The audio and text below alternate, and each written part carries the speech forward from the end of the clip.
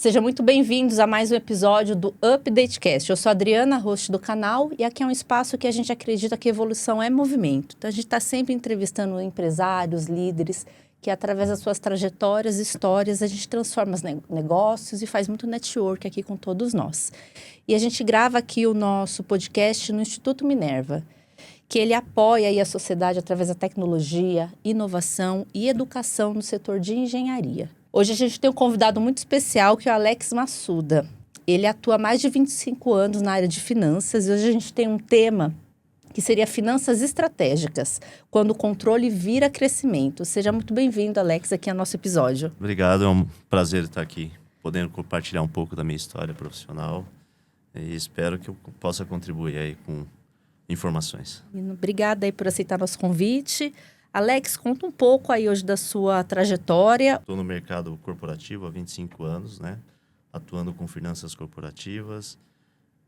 Atualmente eu estou numa empresa que é a Sustainea Bioglycos. A Sustainea Bioglycos, só para dar um overview rápido sobre a empresa, ela é uma joint venture entre a Braskem, né, que é uma empresa brasileira, acho que dispensa a apresentação, e a Sojitz, que é uma empresa multinacional japonesa, né, focada muito em trading, né, em comercialização de produtos e investimentos. Então, tem vários investimentos no Brasil, né, e é uma grande parceira da Braskem há muito tempo, né. É uma empresa totalmente inovadora hoje, disruptiva, né, que eu posso dizer, porque ela traz uma tecnologia nova para a produção de monoetileno glicol e monopropileno glicol, através de uma fonte renovável, né? Então, esses dois produtos hoje são produzidos através de uma matéria-prima fóssil, que é o petróleo e o gás natural. E essa empresa, nós estamos num projeto desenvolvendo uma nova tecnologia para que seja extraído, né, a matéria-prima através de uma fonte renovável, no nosso caso, o milho, né? E uma empresa sustentável em todos os sentidos, né? Porque existe uma preocupação, né? E um direcionamento para que a gente tenha uma produção sustentável em todos os sentidos, né? Social, ambiental e econômica. E como que é estruturar aí o financeiro de uma empresa, né, com foco aí em inovação e, né, e sustentabilidade? É um desafio, acho que os desafios são um pouco diferentes, eu não diria tão diferentes do mercado tradicional, né? Mas ele é um pouco diferente, sim, porque por ser uma nova tecnologia, um processo de industrialização que não existe no mundo, né? A gente tem notícias que tem uma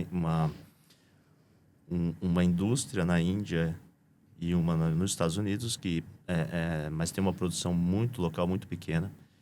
E o nosso objetivo é ser líder mundial nesse segmento. Por ser uma nova tecnologia e um produto sustentável, sempre é um desafio a questão de custos, né? Então, acho que você tem que desenvolver, nosso desafio é desenvolver uma boa tecnologia que tenha um custo competitivo com o produto fóssil hoje, que é ofertado no mercado. Então, isso exige não só, né, um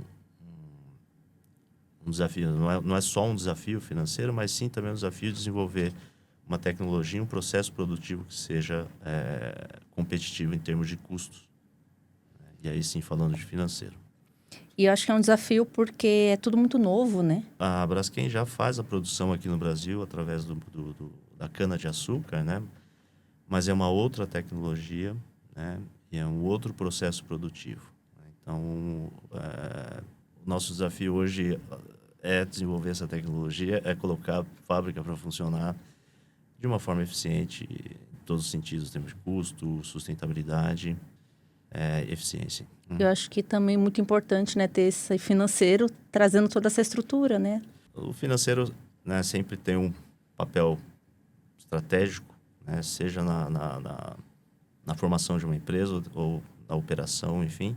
Então, eu diria que o nosso desafio financeiro, por ser uma tecnologia nova, como eu disse, por ser uma indústria nova, é um desafio a gente buscar o funding, né? Ou seja, o financiamento desse projeto. Fala um pouquinho assim, da sua trajetória, da sua experiência, até você chegar aqui como controller. Estou há um pouco mais de 25 anos, né?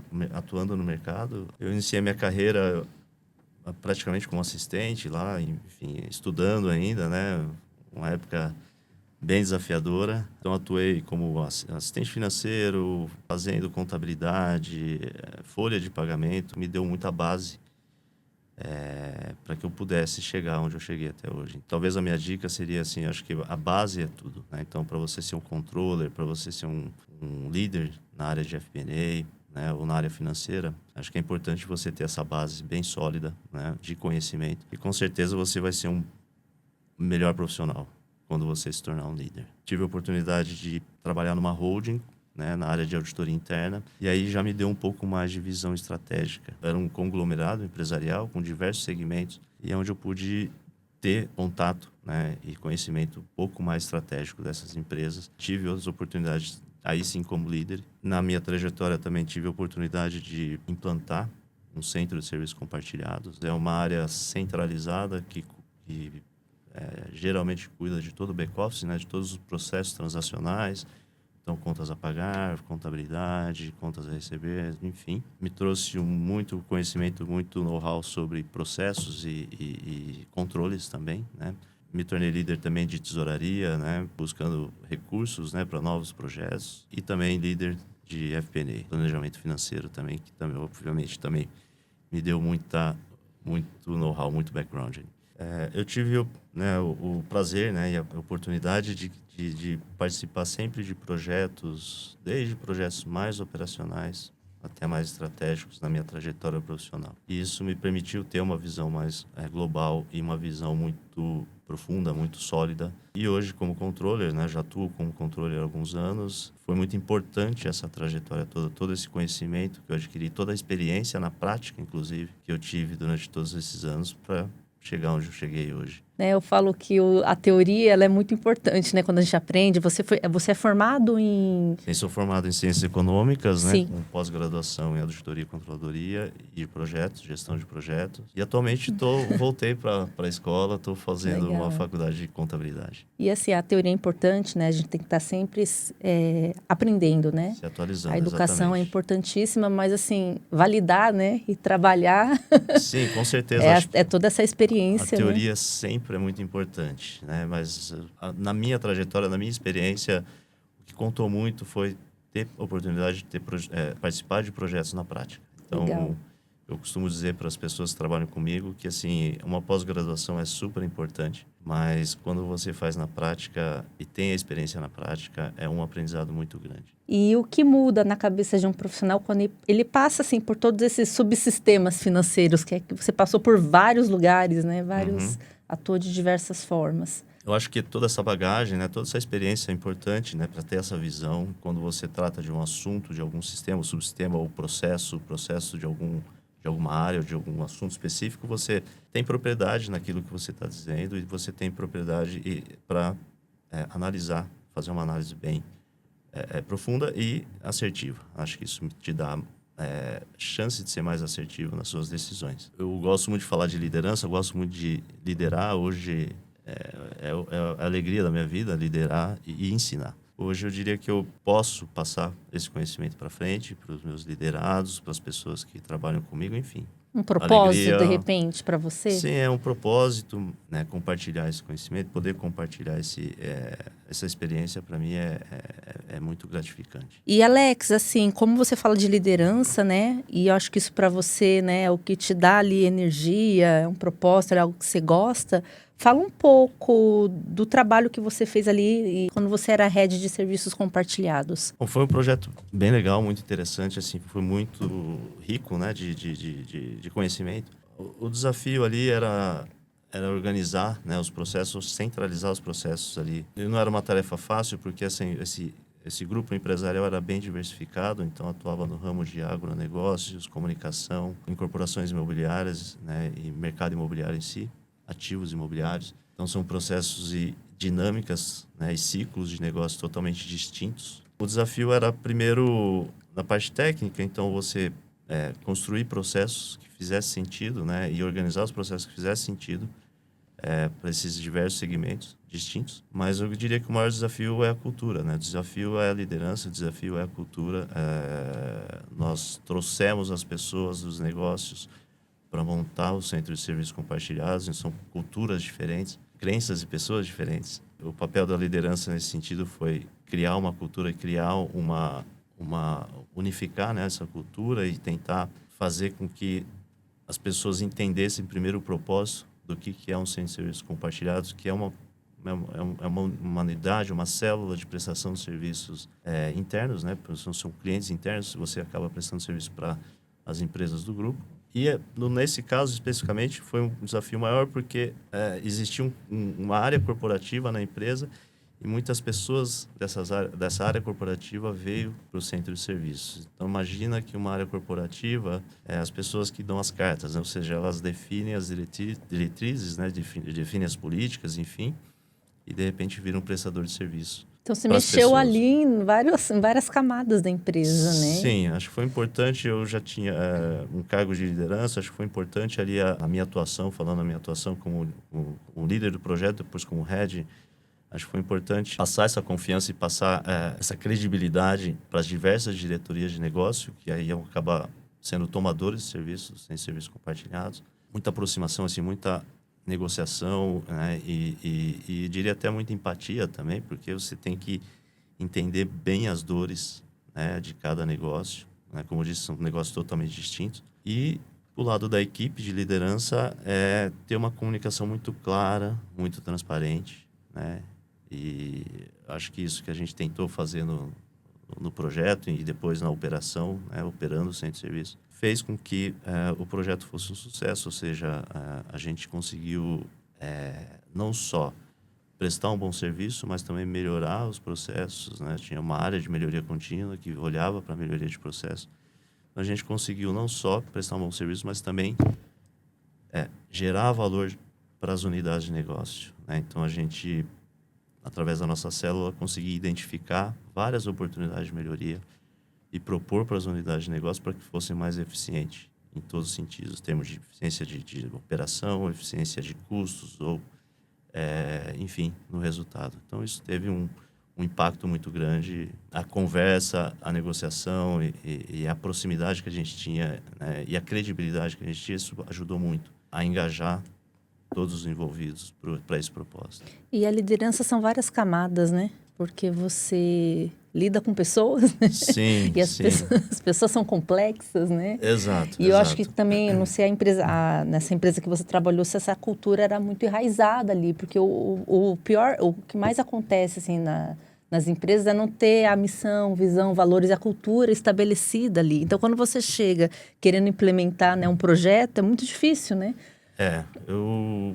Desde o início desse projeto, assim, o que eu coloquei na minha cabeça é que, exato, tinha diversas diretorias, diversos negócios. Era uma empresa familiar, né? Então, com dono, com pessoas de confiança, muito tempo de casa ali, ocupando diretorias, gerências. É um desafio maior para você mudar essa cultura.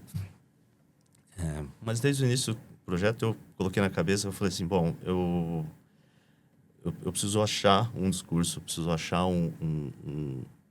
uma forma, né, de vender esse projeto com um propósito em comum, para que todos tenham um propósito comum, que no final é garantir que a empresa tenha sucesso, garantir que a empresa tenha lucro, que tenha eficiência, etc. Né? Então, não é, eu digo, nas minhas interações, eu falo, não é porque o Alex quer que o processo seja dessa forma, ou porque o fulano quer que seja, não. A empresa, sim, no final, a gente conseguia argumentar e montar um projeto e montar uma defesa de que, no final, quem estava ganhando é a empresa. E quando a empresa ganha, todo mundo ganha junto. Então, acho que isso foi um diferencial também, que a gente conseguiu criar, né, um projeto que gerasse, de fato, valor para o conglomerado, ou seja, para o grupo empresarial como um todo. Né? Legal. Queria te fazer uma provocação aqui. Crescimento sem controle financeiro é crescimento ou risco? Risco, né? É um risco, né? É um risco, né? Lógico que sim, eu tenho hoje empresas, no Brasil, acho que principalmente, tem empresas que nascem, né? Se você tem uma boa ideia, um bom propósito, um bom produto, um bom discurso, mas que nasce e cresce, né? Mas para a perpetuação dessa empresa, se você não tiver um bom controle, acaba sendo um risco, né? Você não pode não ter o controle financeiro da empresa, isso não é sustentável a longo prazo, de forma alguma. Alex, queria falar um pouco assim da empresa que você atua atualmente, né? Acho que um dos pilares deles são sustentabilidade, né? Um pouco que você contou já para nós. Como que é estruturar o financeiro, né, de uma empresa que tem foco em inovação, né, em sustentabilidade? Bom, para estruturar o departamento financeiro de uma empresa inovadora, né, não é tão diferente das empresas tradicionais, né? Os processos são os mesmos, né? Os controles também são os mesmos, mas a dinâmica, obviamente, é um pouco diferente. No nosso caso, né, na empresa a Sustainia Bioglycos, onde eu estou hoje, por ser uma tecnologia nova, um produto renovável, né, que vem de uma fonte renovável, é sempre um desafio para as empresas, né, custos, né? Então, como você fala ainda de sustentabilidade, sempre é um desafio, né, ter uma eficiência em custos, né? No nosso caso, a empresa hoje está desenvolvendo uma tecnologia totalmente inovadora, né? A gente não tem notícias dessa tecnologia sendo usada no mundo, né? Na verdade, uma empresa na Alemanha hoje já utiliza, né, já começar a utilizar essa tecnologia, mas e é uma tecnologia que tem essa eficiência de custo, ou seja, ela consegue ser competitiva com o produto tradicional de mercado hoje que vem, né, da matéria-prima do fóssil, né, que são petróleo e gás natural, e o nosso produto sendo renovável, renovável de uma fonte renovável, no nosso caso o milho, a gente consegue ser eficiente em custo, né, e ter um custo competitivo aí com o mercado. E Alex, assim, você contando aí, né, um pouco da sua atuação hoje na empresa, assim, como o financeiro ajuda a sustentar decisões estratégicas? Bom, eu vou voltar um pouquinho lá atrás. Quando eu me formei, eu aprendi que um bom indicador, né? Assim, uma boa gestão, uma empresa não poderia ter mais do que 5 indicadores, né, de performance. Mas era uma época que não tinha tanta tecnologia para organizar os dados, né, e transformar isso em decisões e informações era muito mais complexo, né? E hoje eu vejo que a tecnologia é um meio e ajuda muito as organizações a ter mais dados, né? E com esses dados transformar em informações importantes e decisões, informações importantes, informações estratégicas que pode mudar o rumo, né, da companhia ou da empresa. Ela é um facilitador, né? A Sim, tecnologia é um facilitador. exato. Eu tive um chefe, né, que foi uma referência para mim. Ele falou assim: poxa, a gente tinha um desafio de controlar as coisas. Ele falava: a gente precisa arrumar um jeito de gastar muito tempo em fazer planilhas e fazer controles e tentar ter mais tempo para analisar esses dados, essas informações, né? E hoje a tecnologia traz isso, né? Então, hoje, a máxima de que 5 indicadores por empresa o que você tem que controlar, para mim, hoje caiu, né? Ou seja, através da tecnologia, você consegue ter muito mais dados, muito mais informações dentro de uma plataforma, dentro do sistema. E, com isso, extrai muitas informações valiosas ali para tomada de decisões mais estratégicas das empresas. Então, e o financeiro, né, é onde eu costumo falar que é onde tem todos os dados da empresa, né? A contabilidade hoje que registra todos os fatos. É o coração de uma empresa, o financeiro? A gente pode olhar dessa forma? Sim, eu diria que sim, porque é onde morre, né? Onde tem todos os dados, todas as informações, as transações que foram feitas na empresa. Então, se você consegue organizar bem esses dados para poder extrair informações estratégicas, né, é por ali que você vai enxergar de fato e ter um diagnóstico, né, da situação, enfim, da performance. E a partir daí criar planos de ação, né? E aí criar planos de ação, não só um PowerPoint bonito para ficar olhando. Acho que a execução disso e o acompanhamento disso é muito importante. Que é isso que vai impactar o futuro da empresa, né? Ah, com certeza. Uhum. E qual é um erro financeiro que você tem visto em comum, assim? Ou empresas que você trabalhou? Se quiser contar um pouco, assim. Dentro da minha experiência profissional, eu vi falar muito sobre planejamento. Né? Então, as organizações se preocupam muito com o planejamento, que tá correto, não que seja uma etapa... É preciso essa parte, Exato, né? é imprescindível, né? Mas muitas vezes a pessoa planeja, faz um bom planejamento, né? Mas depois peca na execução. Então, na execução dos controles, né? Nos rituais que são importantes, né? Os rituais, então, manter reuniões, discussões, planos de ação, como eu falei. Então, acho que é importante, assim, a pessoa não só, obviamente, ter uma execução, ter uma boa ideia, planeja, mas a execução de perto é importantíssima, né? Então, E acompanhar, né? Esse acompanhamento que é importante, né? Exato. Acompanhamento, como eu disse, os rituais que tem que ter. Né? Então, eu acredito muito no ditado que é o olho do dono que engorda o boi, e é verdade. Né? Não, isso é um fato. E você consegue nos falar um indicador financeiro, assim, que todo empresário deveria acompanhar? Bom, hoje se fala muito sobre EBITDA, né? O EBITDA, o EBITDA é um indicador que mede, né, a capacidade da empresa de geração de caixa. Mas eu acho que sim, é um indicador importantíssimo, mas eu diria que hoje o empresário, os executivos de finanças têm que se preocupar muito com retorno, geração de valor, né? Então, eu sempre tive, na minha experiência, assim, uma preocupação muito grande em controle de fluxo de caixa. Então, obviamente que o resultado da empresa é importante, ver qual que é a margem, né, de lucro, se o produto está gerando alguma margem para o negócio ou não. Mas o que vale é o quanto sobra de dinheiro ali no final, né? Muitas empresas morrem não por falta de resultado, mas por falta de caixa. Então, medir o retorno, acho que o retorno é imprescindível, né? Ou seja, não adianta você ter um negócio que não te gera um retorno que seja sustentável a longo prazo. Eu acho que muitas empresas, igual você falou ali um pouco do planejamento estratégico, tem muitas ideias, né? Exato. Mas e na hora de executar, né? Que é o que você fala, que é um ponto que você colocou muito forte, e é isso ter que se sustentar. Exato. Porque não adianta, o que faz uma empresa se manter é caixa, né? É vendas. Exatamente. Então, acaba num... E a execução é importantíssima. Eu sempre falo muito da execução porque a gente sabe que nas empresas, culturas, tem pessoas com crenças, como a gente falou um pouco antes, com crenças diferentes, com propósitos diferentes. E você tem que tentar colocar essas pessoas nesse mesmo propósito, né, nessa mesma cultura.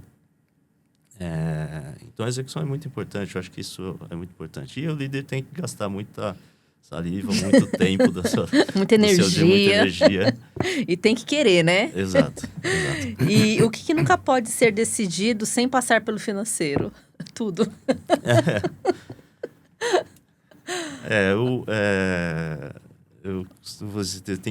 Tem que existir um equilíbrio, né? Obviamente Sim. que sim, o financeiro é importantíssimo. A gente tem que sempre olhar e ver a viabilidade do produto, do negócio, se tem viabilidade ou não, né? As premissas foram utilizadas, mas diria que sim, muito tem que passar pelo financeiro, tem que passar por uma visão financeira, ver se faz sentido ou não do ponto de vista financeiro, né? Então, enfim, é importante sim ter passagem, né? E essa participação do financeiro em todos os projetos. Legal. E o que você deixaria, assim, um recado para quem é médio, pequeno empreendedor, hoje que está começando, assim, e acho que é uma grande dificuldade, né, dos pequenos e médios, é esse controle financeiro, por exemplo, não ter um profissional ali que consiga auxiliar eles. Não sei se conseguiria dar uma dica, assim, uma luz. Empreender não é fácil, não é difícil, né? Porque às vezes muita gente que... Eu tive uma trajetória no mundo corporativo e ainda continuo nele, mas vejo alguns amigos, colegas que foram, né, empreender. E empreender, uma pessoa que teve uma trajetória no financeiro, mas foi empreender, ele tem que cuidar do comercial, tem que cuidar de gente, tem que cuidar de administrativo, não só financeiro. Então, é um desafio grande, né? Então... Mas hoje em dia, para o pequeno e médio empresário, eu acho que a tecnologia faz toda a diferença, né? Então, eu me lembro que para a gente implantar um sistema, um RP, não tinha tanta oferta no mercado, né, um tempo atrás, e era muito caro, né? Era acima de 6 dígitos, né, para você implantar um sistema, não tinha tanta oferta. Hoje sim, hoje tem muitas ferramentas que podem ajudar o pequeno e médio empresário. Ele consegue pôr, né, dentro do sistema de todos os controles necessários para que ele possa ter uma visão de performance, de resultado do negócio, né?